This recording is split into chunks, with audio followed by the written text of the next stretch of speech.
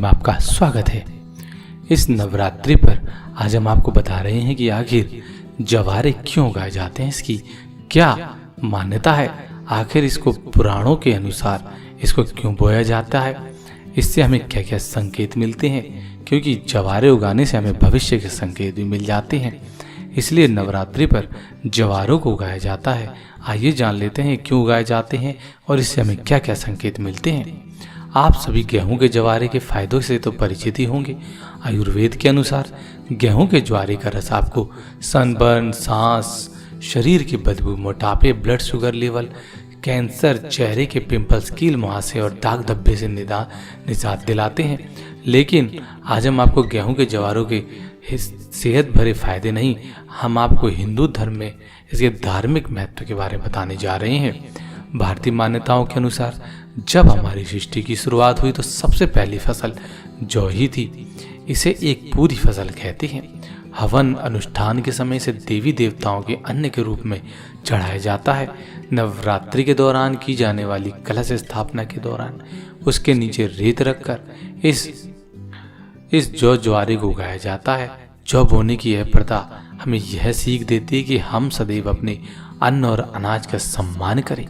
इसलिए बसंत ऋतु की इस पहली फसल को हम देवी देवता माँ को अर्पित करते हैं। हैरान कर देने वाली बात तो यह है कि नवरात्रि में जौ बोने के 2 से 3 दिन के बाद ही उसमें जौ यानी जयंती निकल आती है। वह उगने वाले के भविष्य की ओर भी संकेत करती है। नवरात्रि पर जवारे उगाए जाते हैं। घट स्थापना के ही दिन माता की चौकी के सामने जवारे बो जाते हैं। जौ बोना नवरात्रि में बेहद ही ज्यादा शुभ माना जाता है, सब पुराणों में कहा गया है। कलश के सामने मिट्टी के पात्र में जौ बोया जाता है। नवरात्रि में जौ बोया जाता है क्योंकि सृष्टि की शुरुआत ही जौ की पहली फसल से हुई थी। जौ उगने या ना उगने से हमें भविष्य के में होने वाली घटनाओं का भी पूर्व अनुमान मिल जाता है। आइए जान लेते हैं इससे हमें क्या क्या भविष्य के संकेत मिलते हैं। पहला है, यदि जौ तेजी से फले फूले तो आप खुश नसीब हैं और सुख समृद्धि से भरी एक फलती फूलती आपकी जिंदगी होगी।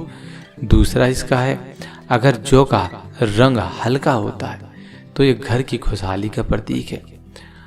तीसरा, यदि जौ मुरझा जाए या इनका विकास ठीक तरीके से ना हो पाए तो ऐसा होना भविष्य में किसी अनहोनी की होने की ओर इशारा करता है। चौथा संकेत है, अगर जयंती अपने मूल रंग के विपरीत लाल रंग की हो जाए तो ये समझें कि आपके ऊपर किसी रोग या दुश्मन का आक्रमण हो सकता है। सावधानी की आपको जरूरत है।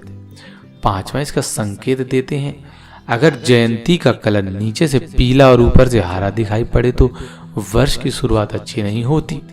छठा संकेत, अगर इस जयंती का रंग इसके ठीक विपरीत हो यानी कि नीचे से हरा और ऊपर से पीला तो समझें कि वर्ष की शुरुआत तो अच्छी रहेगी पर अंत कुछ कष्टकारी हो सकता है।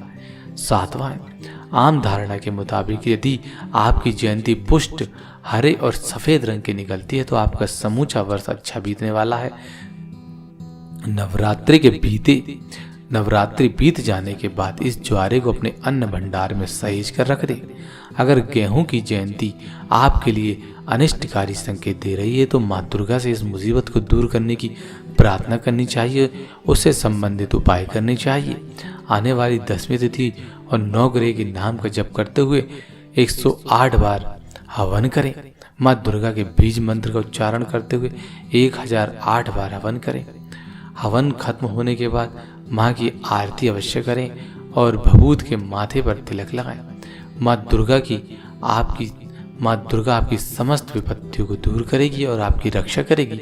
नवरात्रि में मिले माता के आशीर्वाद से आपका घर पूरे वर्ष धन धान्य से भर जाएगा। नवरात्रि के ज्वारे का महत्व अनगिनत है।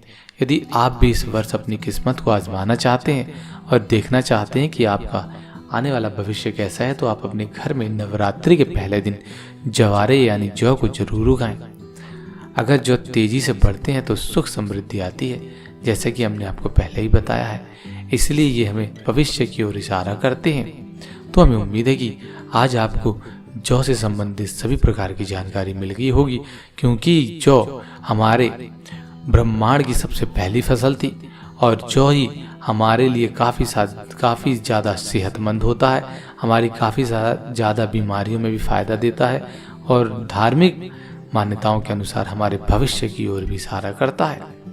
तो हमें उम्मीद है कि आज की वीडियो को काफ़ी ज़्यादा पसंद आई होगी। यदि आज की वीडियो को पसंद आई हो तो आप इसको अधिक से अधिक लोगों तक जरूर शेयर करें, लाइक करें। यदि आपने अभी तक हमारे चैनल को सब्सक्राइब नहीं किया है तो आज ही सब्सक्राइब कर लें, ताकि आप आने वाली नई वीडियोज़ की नोटिफिकेशन को सबसे पहले प्राप्त कर सकें। हमारे साथ बने रहने के लिए धन्यवाद।